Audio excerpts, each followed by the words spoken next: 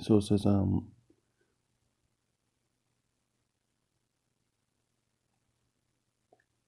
the southern German state of Bavaria, the silver coin mint in the denarii,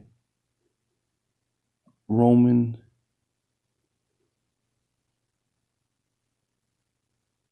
currency, were discovered in old gravel riverbed near the location of what was once an early military base, right? The coins, which weighed 33 pounds in total, were discovered during excavation work after floods in the little town of Wordage. Flood them out. The statement said that the oldest of the coins were mint under Emperor Nero, AD 54 to 68, and the most recently mint under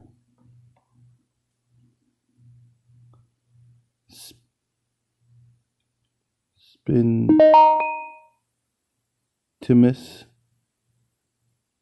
Severus shortly after AD 200. Right. But these are no, one of the things they don't tell you is a lot of those coins, because of the army was thinned out, they were stealing the gold out of the coins and then reprinting them, right? It basically rendered those coins worthless, what's gonna happen to the US dollar real soon, right?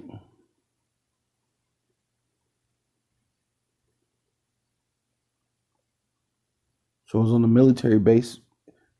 You know, they were probably giving these military officers these coins that were worthless. Why would you leave some? I mean, because we're in the modern day Rome all over again. And they don't care about the military. They don't care about anyone but themselves. Right?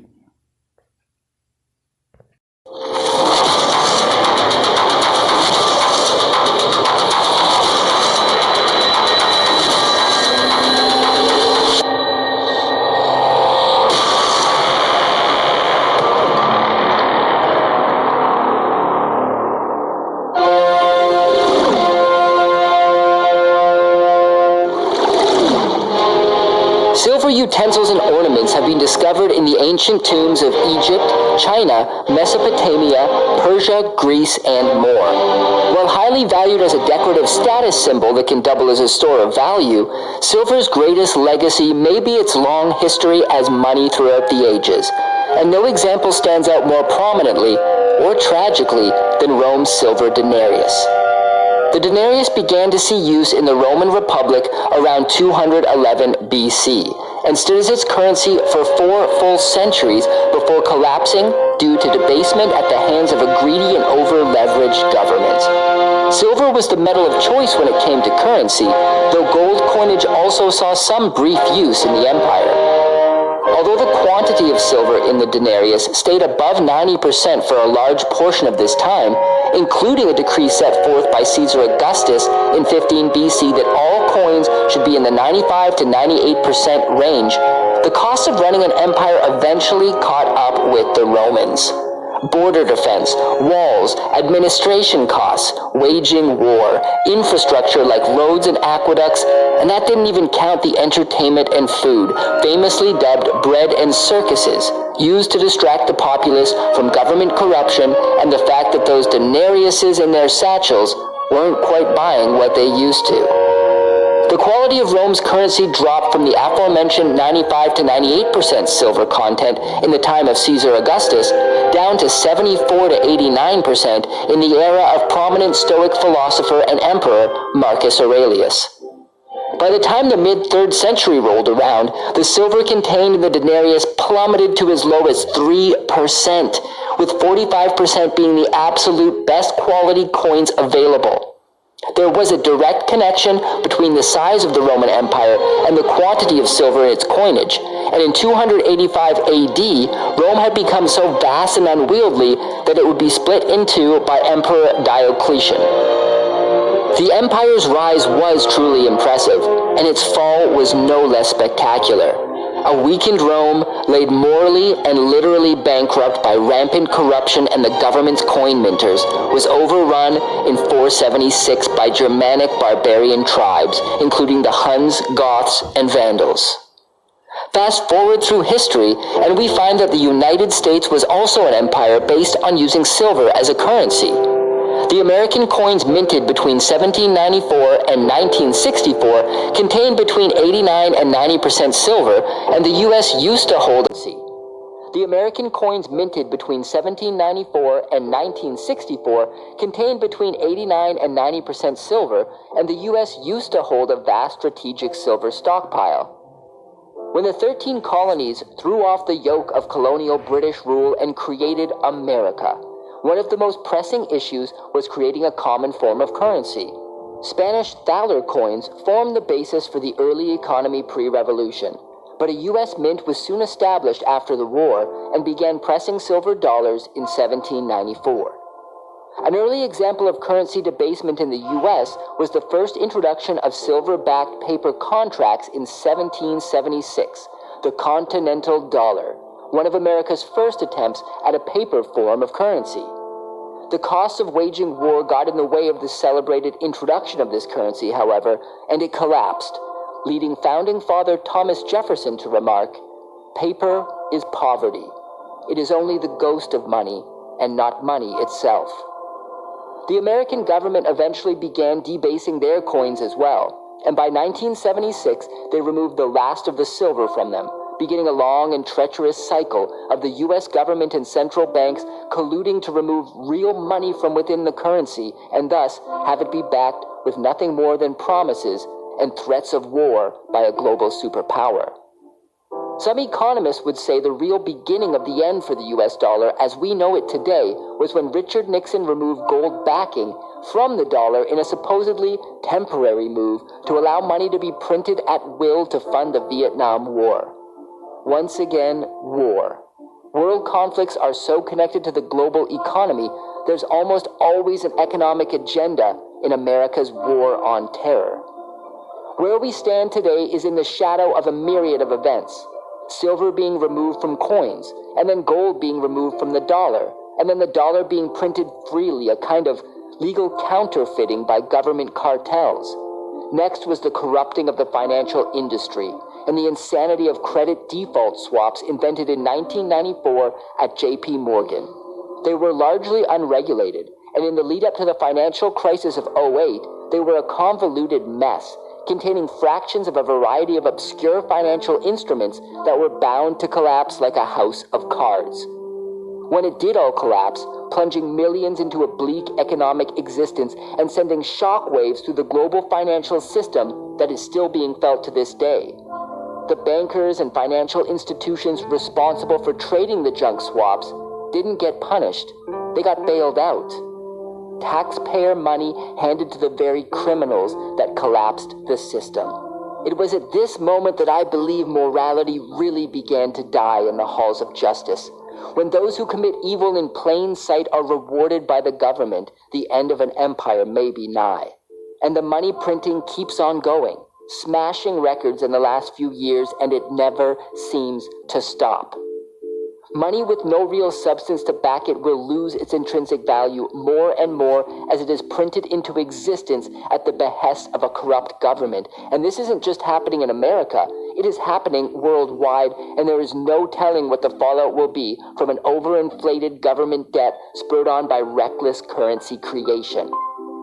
Perhaps like me, you see many parallels between the fall of Rome and our current situation. This is where holding a real form of money like silver can safeguard one's finances from the hidden tax of inflation and the sinister ambitions of the central bank money printers. People around the world are starting to take an interest in holding physical silver to protect their wealth in the case of a persistent and rising inflationary environment.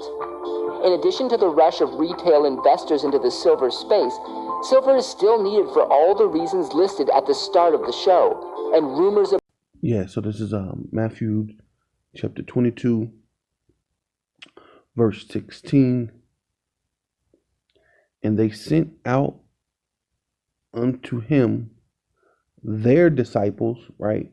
People that were under the, what do you call the Pharisees, the scribes, the Pharisees, their disciples, which disciples just means students, right? With the Herodians, right? And the Herodians are Edomites. So you simple-minded Jakes be like, I never was a slave, right? I never had no king but Caesar. So you don't have a problem being under these Edomites, right?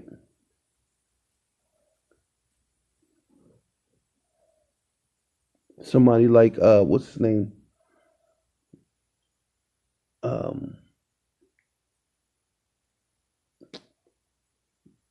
Polite, brother Polite. You won't have a problem being under these Edomites. Mr. Pro-Black, but you don't have a problem being under these Edomites.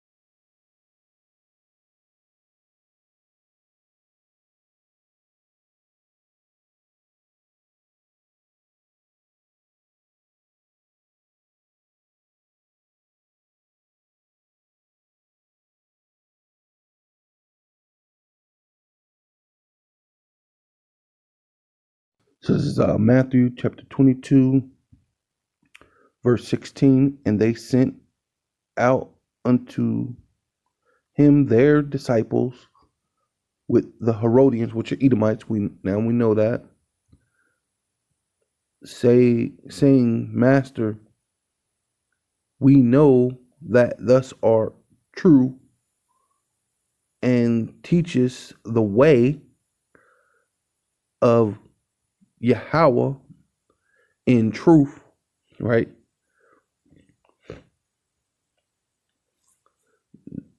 Neither carest thus for any man, for thus regardeth not the person of men, right? So the Lord judges rightly. So they're basically saying, we know you judge right. We know you teach the way, the true way unto Yahweh, unto the power, right? And you regard not the person of men, you teach the right way, right? Tell us, therefore, what thinkest thus? Is it lawful to give tribute, right? Tribute means you're a slave. Especially when you got to think, you were in your own land. You were in the land of Israel.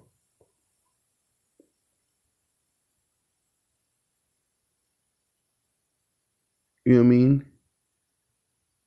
Paying tribute to another people that ruled over you, which were the Romans, right? It says tribute to Caesar, which is the Romans, or not.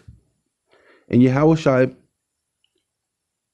perceived their wickedness and said, why tempt ye me, ye hypocrites? And that's what a lot of you niggas, man, you are hypocrites, right? You're this pro-black, you're this, you're that, all this other stuff. And I get it. It costs money to live. But what answers do these so-called other books have? What prophecies do they have? When did these other things say that we were going into slavery on ships? When did these other things say that how the Lord was coming and going to raise us back up? Right? That we were going to lead the fathers back to the son and the sons back to the father. That at the three days and a half, we would stand on our feet and these people will tremble in fear, which that's happening. And now they're pushing that thing, in order to lock down the whole world. You know what I mean? That Revelations 13:16, that thing, all prophesied, true, right? Show me the tribute money. And they brought unto him a penny. And he said unto them, whose is this image, right? And superscription. And they said unto him, Caesar. Then said he unto them, render therefore unto Caesar the things which are Caesar's, and unto Yahweh Bashem, right? Unto Yahweh the things that are Yahweh's, right? So it's, Yahweh Bashem Yahweh Shai. Render unto Yahweh Bashem Yahweh Shai. What's Yahweh Bashem Yahweh Shai's, right? And that's just what it is.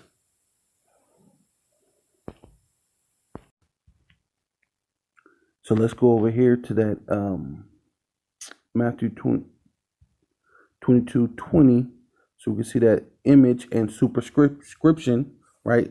Which basically is like the mark. It reminds me of the mark of the beast. You know what I mean? Right? Let's see the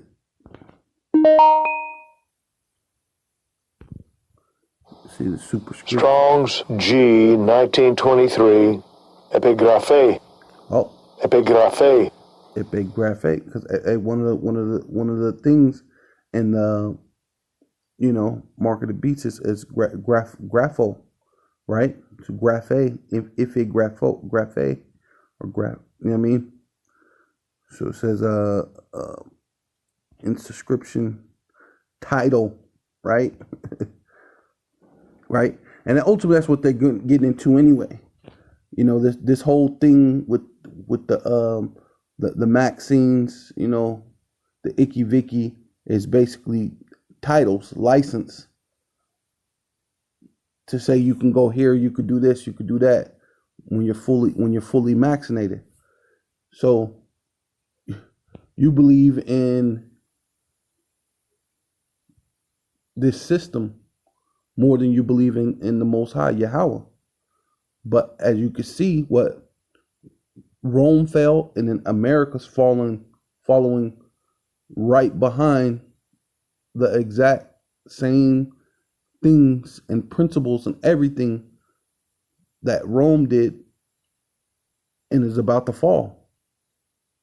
So you're trusting in what?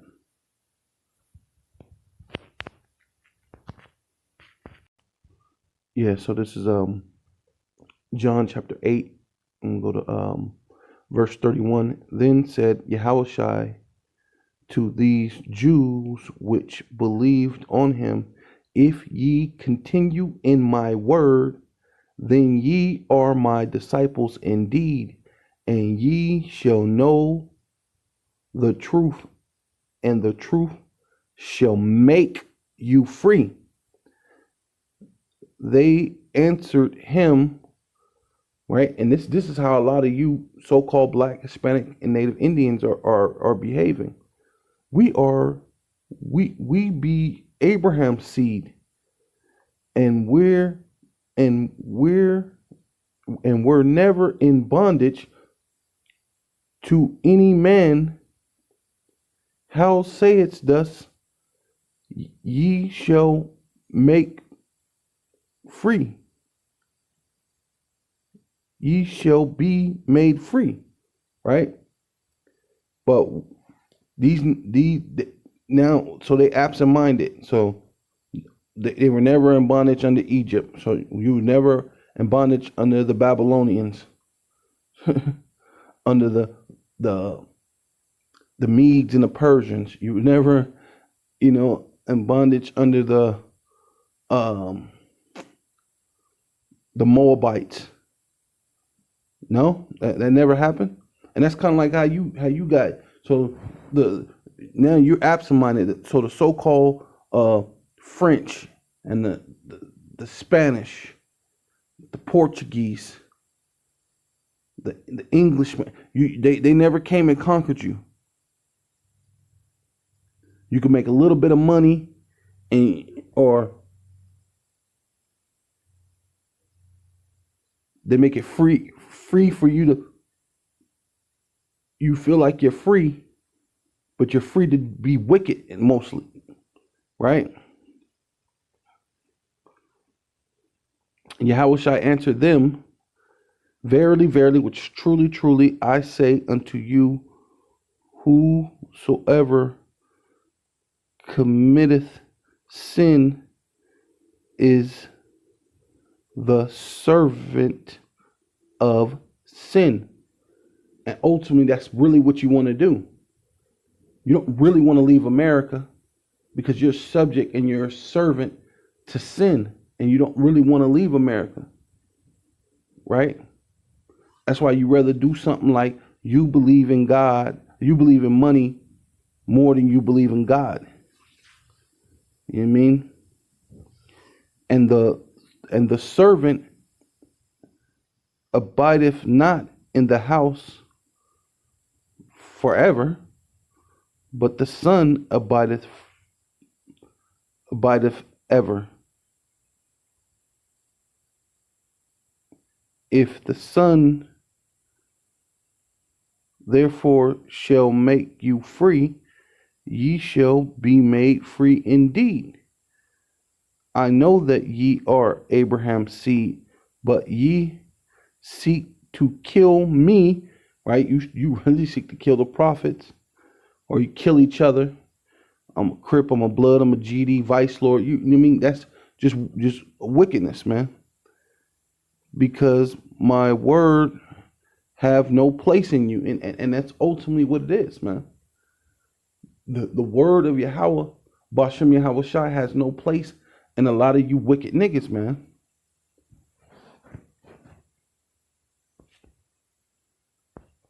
The family. Yes, we live. And the name of this live broadcast is I believe in money more than I believe in God.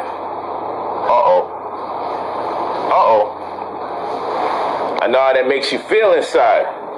Yes, I'm reporting live from the infamous Boom Boom Room. Hey! This is the local Boom Boom Room. I was just chilling. I'm in bed and I'm here like, you know what? I was doing some work on the computer. Yeah, this is also semi-office. But don't get twisted. This is the Boom Boom Room. See all of this? Hear that? It's the Boom Boom Room. Now listen. Hey, peace to the family, peace to the family. What I want people to do, is hear me out. Because what religious folks like to do, oh, you don't believe in God? They try to kiss God's ass so much that once they hear you even questioning God, oh, I can't talk to you. Yeah. So these is guys that's what so-called pro-black, right? And all this other nonsense, right? Whose subscription is on that money? You got Edomites on this money. But they believe in money more than they believe in God, right?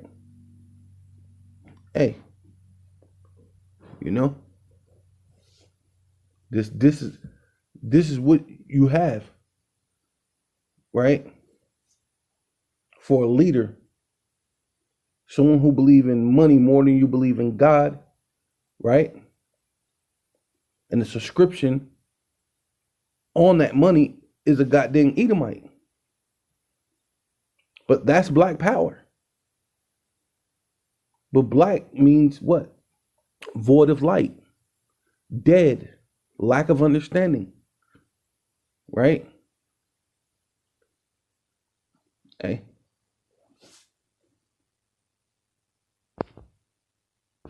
Yeah, so this is Habakkuk chapter 2, verse 4. Behold, which means feast your eyes, look, pay attention.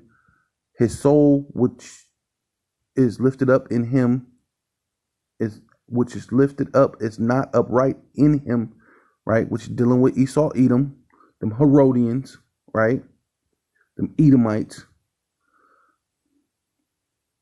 right? The ones whose superscription is on on the dollar bills, or the inscription, or the engrapho, which that's what they're trying to do. They're trying to engrapho their image upon you via some type of technology, right? But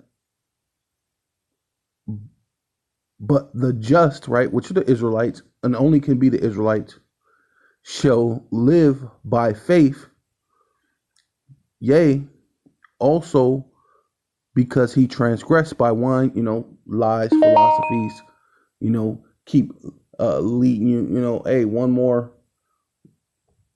you need one more, you need a booster, you need a this, you need that. Come on, we're almost out of the woodworks. Come on, right? Which really don't look like there's no end in sight. They're not even giving you hope anymore that there's going to be an end, right? Because a brother just did a video last night with Fauci saying, hey, the conditions could change, and it's always on the table for the conditions to change. So they're not even giving you any hope anymore, where you could see, maybe there's light at the end of the tunnel, but okay. But the just shall live by faith. Yea, also because he transgressed by one, lies, philosophies, all this BS. He is a proud man, right? And you could tell Fauci, when he get up there, he's proud. It's not like millions of people died and you go up there and you speak humble. This is what it's going to be. And he's smiling and laughing. Hey, dude, if this is the world's deadliest thing, you don't want nobody getting up there smiling and laughing. Like, come on, man. It's crazy. Neither a keeper at home, right? The military is everywhere. And enlarges his desire as hell and is as deaf, and everywhere the self-proclaimed so-called white man goes. Those Herodians, those Edomites, those Idumeans, those Agagites, those Macedonians, right? Those Greeks, those Romans, right? Those, whatever BS they want to, whatever other names they try to hide behind, Amalek, we know who you really are. We know you're the Edomites collectively. The 5 brothers are Edomites. And wherever you at, death follows, right? And cannot be satisfied, but gathereth unto him all nations, and he put unto him all people, right? And you'll get say you owe the IRS money, they'll send you a thing with the bill, and then there's a paper that has, I don't know how many languages in the back of it, so you could pay them. There's like Spanish, there's Chinese, there's Japanese, there's Korean, there's Arabic, there's all these different languages on the back, and then they have the number that you can call so you could pay the money that you owe them, which is tribute, which basically you're under them. That's your master. You're a slave unto this system. And a lot of you so-called Black, Hispanic, and Native Indians have no other place to go but here in America. At least they got their own countries to go back to when everything hits the fan. And shall not all these, right? All these other countries shall not all these take a parable against him and a taunting proverb against him, right? Against these Edomites, especially dealing with America, because America heapeth what? Ain't it called the melting pot? The great melting pot that heapeth up to him all people from all nations.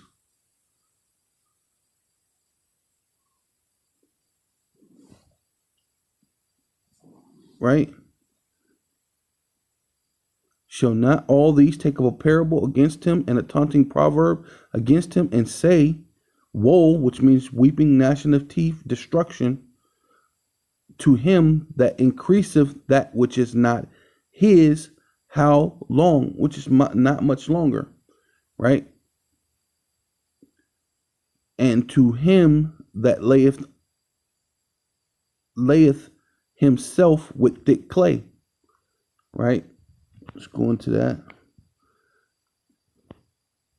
because we go into that all the time. Apostle Tahar always shows us, and but I'm gonna go through it again because it's really crucial to what's going to happen right now. A Abatiyat says a weight pledge, which goes into like having a loan, which this whole system's about loans. This whole system's on credit. A loan is basically credit. Hey, let me get this basically on loan or like a credit, and I'll pay you back. Promissory notes, heavy debts, right? Abatiyat, heavy debts. And that's what this whole system is based on. Credit-based system on heavy debts. And it's going to crash like Rome did, and then America's on its way to crash. And, World War III, and Yahweh Bashem Yahushai is going to send his son. And Lord willing, we be of those men, starting with the elder apostle Tahar of Great Millstone, and the brothers that's in Connecticut, and on down to my personal self. That's the hope.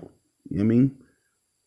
Right? So call Lawyum Yahweh Bashem Yahushai, Bashem Rakak Kadash.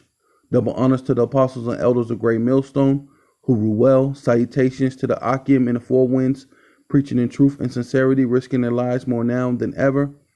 The hopeful elect, Shalom, to the Israelite foreigners whose phenotype may look like another nation, but bloodline goes back to Israel and have come back to the fold, right? Shalom. To the sister Akwaf, listen in silence. Shalom. Death to America.